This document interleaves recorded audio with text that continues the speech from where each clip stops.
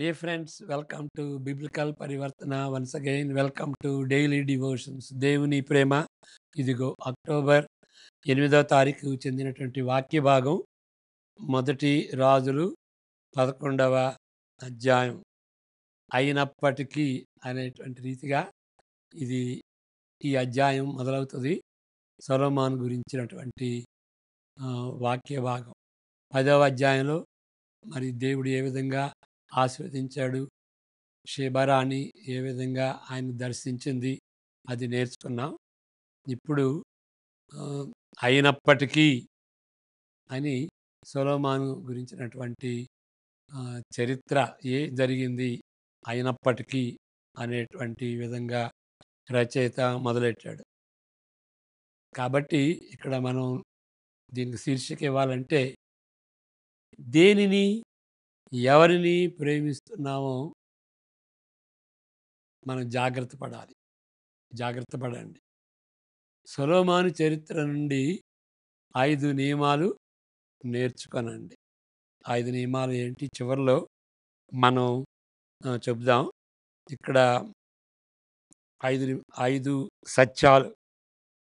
మరి ఈ సత్యాలని మనసులో పెట్టుకుని మనం ఆ యొక్క కామెంటరీ లేకపోతే డివోషన్స్ కార్సన్ గారు రాసింది చదువుదాం. ఈ 5 సత్యాలు ఏంటి, నేర్చుకోదగినటువంటి మన పాఠాలు, మన జీవితంలో నేర్చుకున్నటువంటి పాఠాలు. మొదటిది ఏంటి అని అంటే ఎవరిని దేనిని ప్రేమిస్తున్నామో దాని గురించి మనం జాగ్రత్త పడాలి. ఓకే, అది చాలా ముఖ్యం.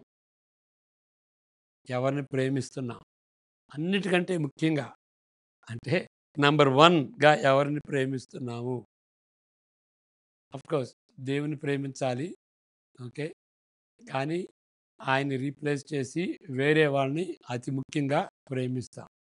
దాని గురించి మనం జాగ్రత్త పడాలి. రెండవ విషయం ఏంటి అని అంటే ఆరంభం ఆసక్తికరంగా ఉన్నప్పటికీ అంతిమ స్థితి తీరు ఎట్లా ఉన్నది, ఏ విధంగా మనం మొదలెట్టిన తర్వాత ఏ విధంగా కొనసాగుతున్నాం అనేటువంటి చాలా ముఖ్యమైనటువంటి విషయం. మూడవది ఏంటి అంటే తరుణము పోకముందే, గ్రేస్ పీరియడ్లో ఉన్నప్పుడే, దేవుని కృపాకాలంలో ఉన్నప్పుడే, తరుణం పోకముందే దేవుని హెచ్చరికలపై లక్ష్యం ఉంచుకోవాలి. ఉమ్, ఆ- ఆ- ఆ- ఆ- ఆశి ఆలస్యం చేసిన ఆ, ఆశాభంగం అని అనే సామెత ఉంది కదా. ఆ దేవుని హెచ్చరికలను మనం నిర్లక్ష్యం చేస్తే ఏమవుతుందంటే చివరకు మన హృదయాలు కఠినమైపోతాయి. చావుకు కూడా మనం భయపడం. మన హృదయాలు ఎంత కఠినమవుతాయి అంటే చనిపోతాను లేవయ్యా అని ఆ మృదత్వం పోద్దనమాట. కాఠిన్యత ఉంటుంది. నరకానికి వెళ్తాను అనేటువంటి రీతిగా అది చాలా డేంజరస్ పొజిషన్. 4వ పాఠం ఏంటి అని అంటే ఇక్కడ బైబిల్ గ్రంథాలను ఆ, బైబిల్ గ్రంథాలు 66 ఉన్నాయి కదా. ఆ గ్రంథాలు ఆ పొందిక అది చూస్తే అది ఆ, దాన్ని బట్టి నేర్చుకున్న ఇక్కడ నేర్చుకునేటువంటి విషయం ఏంటి అని అంటే సొలొమోను ఎంతగానో ఆశీర్వదింపబడినట్టుగా మనం ఆశీర్వదింపబడవచ్చు. మనం దేవుని చేత కాపాడబడవచ్చు. శక్తి సామర్థ్యాలతో నింపబడిన రాజవంశం రాజవంశానికి చెంది ఉండొచ్చు. ప్రభువు ఎన్నుకొన్న ప్రజల నుండి ఎన్నుకొనబడిన వంశము ఆయన దావీదు వంశం. ఇప్పుడు దాని అంతము ప్రకటించుతున్నది. అంత దౌర్భాగ్యంగా తయారైందన్నమాట. ఓకే, అది అంటే ఈ ఈ ఈ గ్రంథాలను బట్టి పాత నిబంధన, క్రొత్త నిబంధన, ఆ గ్రంథాల్లో ఉన్నటువంటి దాన్ని చూసినప్పుడు ఏమవుద్దంటే దేవుడు ఎన్నుకున్న ప్రజలు, దేవుడు ఎన్నుకొనబడినటువంటి ఆ రాజవంశం అది అంతాన్ని ప్రకటించుకుంటున్నది. యేసు ప్రభువు ఆ వంశం నుండి రావటం అంటే కేవలం దేవుని కృప. అప్పుడు ఐదో విషయం ఏంటంటే, అయ్యో! పరలోకపు రాజు, పరలోకపు రాజు, రక్షకుడు మనకెంతో అవసరం. ఎందుకంటే మిగిలినటువంటి రాజులందరూ కూడాను డిసప్పాయింట్ చేశారు. వాళ్ళు దేవుడు తలంచినటువంటి రీతిగా ప్రవర్తించలేదు. దేవునిపై ఆధారపడలేదు. కాబట్టి మనకి చివరికి ఏంటంటే పరలోకం నుండి వచ్చినటువంటి రాజే కావాలి. ఆయనే మనల్ని రక్షిస్తాడు. ఆ రక్షణ మనకి అవసరం.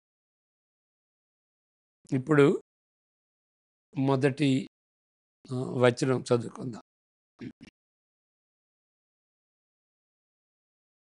మోయాబీయులు, ఏదోమీయులు, అమోనీయులు, సీదోనీయులు, హిత్తీయులు అను జనులు మీ హృదయములను తమ దేవతల తట్టు త్రిప్పుదురు గనుక వారితో సహవాసము చేయకూడదనియు, వారిని మీతో సహవాసము చేయనీయకూడదనియు యెహోవా ఇశ్రాయేలీయులకు సెలవిచ్చియున్నాడు. అయితే రాజైన సొలొమోను ఫరో కుమార్తెను గాక ఆ జనులలో ఇంకా అనేక మంది పరస్త్రీలను మోహించి కామాతురత కలవాడై వారిని ఉంచుకొనుచు వచ్చెను. 3-6 తర్వాత చదువుకుందాం. ఇప్పుడు ఇక్కడ అయితే అని ఉంటుంది కదా, ఒకటో వచనంలో అయితే, ఇక్కడ హవెవర్ అని ఇంగ్లీష్లో ఉంటుంది. అంటే అయినప్పటికీ. ఇది అర్థం ఒకటే.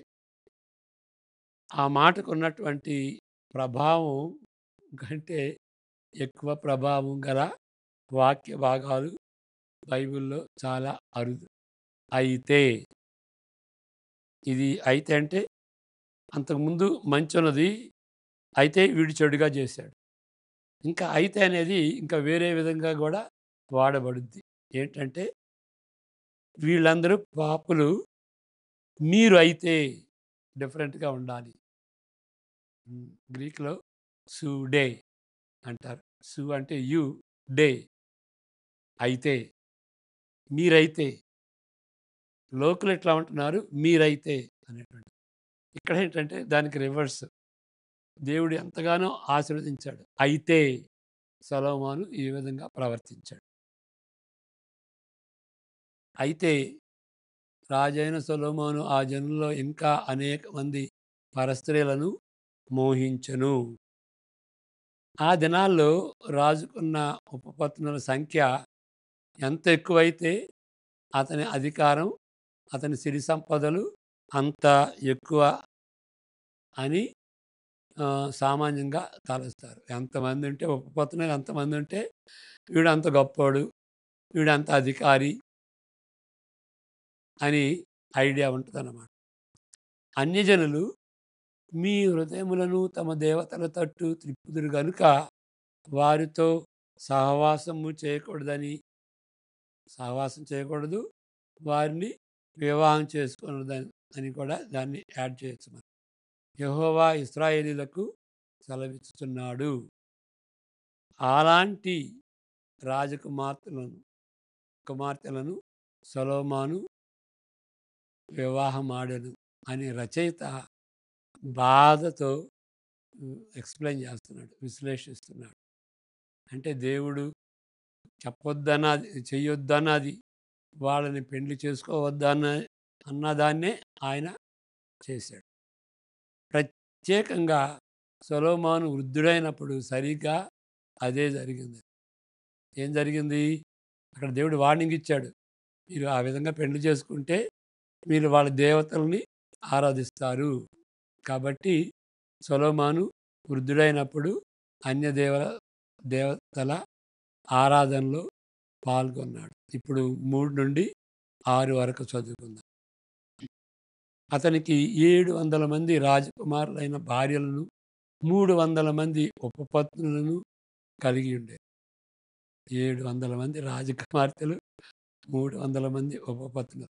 అతని భార్యలు అతని హృదయమును త్రిప్పివేసిరి. సొలొమోను వృద్ధుడైనప్పుడు అతని భార్యలు అతని హృదయమును ఇతర దేవతల తట్టు త్రిప్పగా అతని తండ్రి అయిన దావీదు హృదయం వలె అతని హృదయము దేవుడైన యెహోవా యెడల యథార్థము కాకపోయెను. సొలొమోను అష్టరోతు అను సిదోనీల సిదోని సదీక్ అనంటే సిదోనీయుల దేవతలను మిల్కోము అను అమ్మోనీయుల హేయమైన దేవతను అనుసరించి నడిచెను. ఈ ప్రకారము సొలొమోను యెహోవా దృష్టికి చెడు నడత నడచి తన తండ్రి అయిన దావీదు అనుసరించినట్లు యథార్థ హృదయంతో యెహోవాను అనుసరింపలేదు. చాలా దుఃఖకరంగా రచయిత రాస్తున్నాడు. మళ్ళీ చదువుతాను ఈ పారాగ్రాఫు.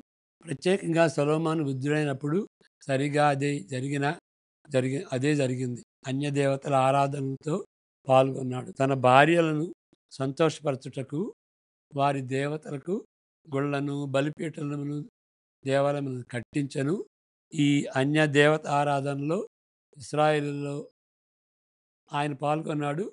కాబట్టి ఇశ్రాయేలులో అనేకులు కూడా పాల్గొని ఉంటారని అనటానికి ఏ డోకా లేదు, ఏ సందేహం, ఏ డౌట్ లేదు. కనీసం వారి వారి ఉగ్రతపై చన్నీళ్లు పోసెనని తలంచవచ్చును. అక్కడ ఏంటంటే ఇశ్రాయేలీయులు వాళ్ళు కోప్పడి ఉంటారు. ఎందుకంటే ఈ రాజు ఏంటి దేవుడు చేయొద్దన్న పని చేస్తున్నాడు అని ఇశ్రాయేలు కోప్పడి ఉంటారు. కానీ ఆయన ఆ ఉగ్రతపై చన్నీళ్లు పోసినట్లుగా ఉంటుంది. ఎందుకు అంటే కనీసం ఒక కారణం, ఒక భాగంగా ఉంటుంది. ఏంటి అంటే ఆయన జ్ఞానవంతుడండి. ఆ రాజు ఎంతో జ్ఞాని, ఎంతో విజయవంతుడంతి, ఎంతో ప్రఖ్యాతిగాంచినటువంటి వాడు, ఎంతో కీర్తిగాంచినటువంటి వాడు, ఎంతో ఘనత ఉంది. మరి ఆయన చేస్తున్నాడండి, మనమేమంటామండి అని నోరు మూసుకుంటాం. జ్ఞానవంతుడని, విజయవంతుడని ప్రఖ్యాతిగాంచిన రాజుగా ప్రజల మీద పడిన ప్రభావం తక్కువేమీ కాదు. ఆ ప్రభావాన్ని బట్టి వాళ్ళ ఉగ్రత చల్లారింది. వాళ్ళు కోపగించుకోవాలి. ఏంటయ్యా నువ్వు దేవునికి వ్యతిరేకంగా ఇట్లా చేస్తున్నావు, చేయొద్దన్నదని చేస్తున్నావు అని. దుష్ట దేవతలకు పిల్లలను బలి అర్పణగా అర్పించు వరకు దేవుడు క్లియర్‌గా చెప్పాడు. మీ పిల్లల్ని బలిగా అర్పించొద్దు అని. మొలెక్ దేవత ఉంటుంది. అది ఈ ఇలాంటి పిల్లల బలి అర్పణ కోరేటువంటి ఆ దేవత మొలెక్ అది చాలా దుష్ట దేవత అన్నమాట. మరి అంతగా ఈయన యొక్క విగ్రహారాధన ప్రబలిపోయింది. ఆయన విగ్రహారాధన రెచ్చిపోయింది. ఈ విధంగా సొలొమోను యెహోవా దృష్టికి చెడు నడత నడిచి తన తండ్రి అయిన దావీదు అనుసరించినట్లు యథార్థ హృదయముతో యెహోవాను అనుసరింపలేదు. చాలా సాడ్ కదా. నిజానికి అప్పుడప్పుడు దావీదు కూడా తప్పిపోయాడు. ఆయనేం పెద్ద పరిశుద్ధుడు కాదు. మనకు తెలిసినటువంటి విషయాలు కొన్ని ఉన్నాయి. పిల్లల విషయంలో తప్పిపోయాడు. మరి డిసిప్లిన్ చేయటంలో ఆయన సైన్యాధిపతిని డిసిప్లిన్ చేయలేకపోయాడు. అదంతా మనం చూసాం. మరి బత్షెబా విషయంలో ఆయన తప్పిపోయాడు. కాబట్టి ఆయన కూడా తప్పిపోయాడు. అయితే సొలొమోనుకి, దావీదుకి భేదం ఉంది. ఆ భేదాన్ని మనం చెబుతున్నాం. అయితే దేవుడైన యెహోవా ఎడల నియమబద్ధమైన భయభక్తుల నుండి దావీదు జారిపోయాడు. ఆయనకి ప్రిన్సిపుల్‌గా ఒక విధంగా బిలీవర్‌గా ఓకే. ఈయన బిలీవర్ అందాం. సొలొమోను అన్‌బిలీవర్ అందాం. ఆ కాంట్రాస్ట్ అన్నమాట. ఆ కాంట్రాస్ట్ ఇక్కడ మనం తెలుసుకోవాలి. ఏంటి అంటే విశ్వాసి కూడాను దావీదు మహారాజు వలె అప్పుడప్పుడు తప్పిపోతాం. అప్పుడప్పుడు తప్పిపోతాం. అయితే మనం దేవుని బిడ్డలమే. దేవునితో నిబంధన చేసుకున్నాం. ఓకే. యేసు ప్రభుని యేసు ప్రభుని మన హృదయంలో చేర్చుకున్నాం. మన హృదయాన్ని ఆయనకు అర్పించాం. ఆయన మనకు దేవుడు. క్రొత్త నిబంధన ఆయనతో చేసుకున్నాం. అదేవిధంగా దావీదు మహారాజు నియమబద్ధంగా ఓకే. ఒక ఒక కట్టుబడి ఉన్నటువంటి వాడు. ఆ పరిస్థితి నుండి ఆయన జారిపోయాడు. ఆయన తప్పిపోయాడు. అంతేకాదు ఆ పరిస్థితి ఉన్నది అని ఎట్లా తెలుసా అంటే ఆయన పశ్చాత్తాపపడ్డాడు. ఈ సొలొమోను రాజు పశ్చాత్తాపపడల. దావీదు మహారాజు పశ్చాత్తాపపడి దేవుని యొద్దకు తిరిగి వచ్చాడు. దేవుని యొద్దకు తిరిగి వచ్చాడు. తిరిగి వచ్చెను పశ్చాత్తాపాన్ని సూచించేదన్నమాట. ఇట్లా వెళ్తున్న దాన్ని ఇట్లా తిరిగి రావటం. దేవుని వైపు తిరిగి వచ్చాడన్నమాట. దాన్నే మారు మనసు అంటాం. బిలీవర్ కూడాను తప్పిపోయినప్పుడు ఇక్కడ మారు మనసు పొంది ఇట్లా వెళ్ళేటువంటి వాళ్ళని ఇక్కడ మారు మనసు పొంది అంటే మారు మనసు అని అన్నాం. మారు మనసు ఒకేసారి. కానీ దేవుని వైపుకి తిరుగుతాం. ఆ విధంగా దేవుని వైపుకి తిరిగాడు ఆయన. తిరిగి వచ్చాను. తన కుమారుని వలె సొలొమోను వలె తన వారసుని వలె సొలొమోను వారసుడు కదా! మతపరమైన విషయాల్లో రాజీ పడిన జీవితంలో దావీదు కొనసాగలేదు. రాజీ పడల ఆయన. ఆయన వ్యక్తిగతంగా తప్పిపోయినప్పటికీ వేరే వేరే దేవుళ్ళని, దేవతల్ని ఆయన ఆరాధించలేదు. ఆయన దేవుని యెహోవా దేవునికి హృదయానుసారుడైనటువంటి వ్యక్తి. సొలొమోనుపై పడనయున్న తీర్పు అతనికి తెలియజేయబడింది. 9-13 వరకు చదువుకుందాం. ఇశ్రాయేలీయుల దేవుడైన యెహోవా అతనికి 2 మారులు ప్రత్యక్షమై నీవు ఇతర దేవతల వెంబడి వలదని అతనికి ఆజ్ఞాపించినను సొలొమోను హృదయము ఆయన యొద్ద నుండి తొలగిపోయెను. యెహోవా తనకిచ్చిన ఆజ్ఞను అతడు గైకొనకపోగా యెహోవా అతని మీద కోపగించి సెలవిచ్చినదేమనగా నేను నీతో చేసిన నా నిబంధనను కట్టడలను నీవు అనుసరింపకపోవుట నేను కనుగొనుచున్నాను గనుక ఈ రాజ్యము నీకుండకుండా నిశ్చయముగా తీసివేసి నీ దాసునికిచ్చేదను. అయినను నీ తండ్రి అయిన దావీదు నిమిత్తము నీ యందు నేను అలాగున చేయక నీ కుమారుని చేతిలో నుండి దాని తీసివేస్తాను. రాజ్యమంతయు తీసివేయను. నీ దాసుడైన దావీదు నిమిత్తమును నా దాసుడైన దావీదు నిమిత్తమును నేను కోరుకొనిన యెరూషలేము నిమిత్తమును ఒక గోత్రము నీ కుమారునికి ఇచ్చేదను.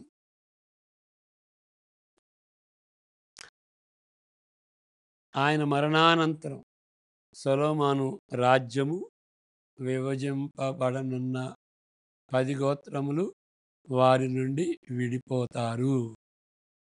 10 గోత్రాలు విడిపోతారు. 2 వంశాలు దావీదు గోత్రం కింద సొలొమోను గోత్రం కింద రెహోబోము క్రింద ఉంటుందన్నమాట. దావీదు వంశమునకు 2 గోత్రములు మాత్రమే మిగులును.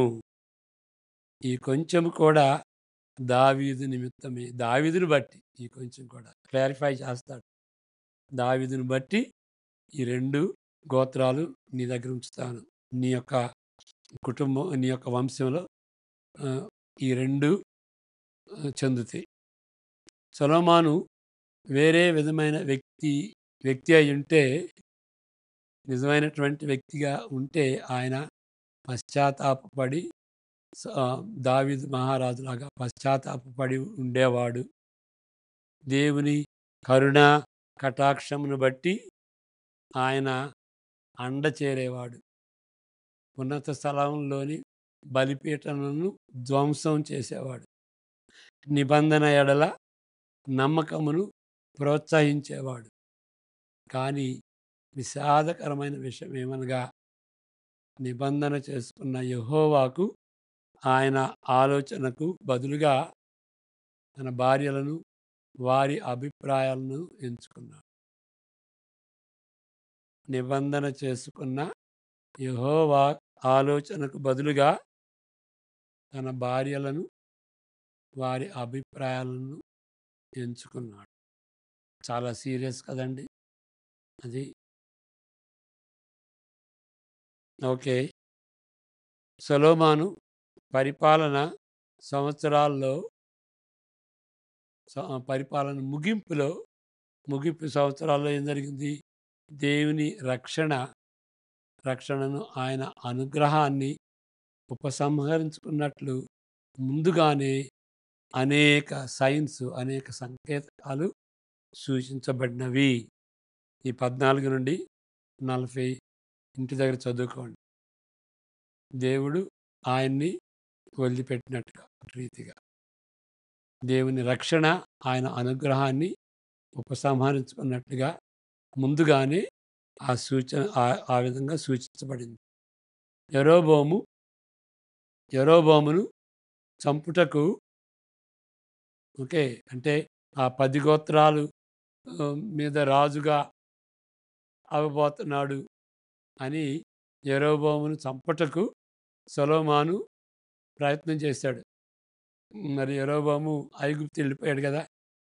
ఆయన ఆ ప్రయత్నంలో విఫలుడయ్యాడు. కానీ ప్రయత్నం చేశాడు. ఈ ఇది విషాదకరమైనటువంటి మరొకటి లేదు. ఈర్ష్య పొంది ఆయన్ని చంపటానికి పూనుకున్నాడు. దావీదును చంపుటకు సౌలు చేసిన ప్రయత్నాలను గుర్తు చేసేదిగా ఉంటుంది. కానీ ఆయనలో ఏ చలనం గాని, పశ్చాత్తాపం గాని, దేవుని ఎడల ఆకలి దప్పులు గాని ఏవి సొలొమోనులో కనిపించవు. కాబట్టి ఈ విషయాలు, ఈ పాఠాలు మనం నేర్చుకోవాలి. ఎవరిని ప్రేమిస్తున్నాం? యెహోవా దేవునితో నిబంధన చేసుకున్నటువంటి దేవుని ప్రేమిస్తున్నామా?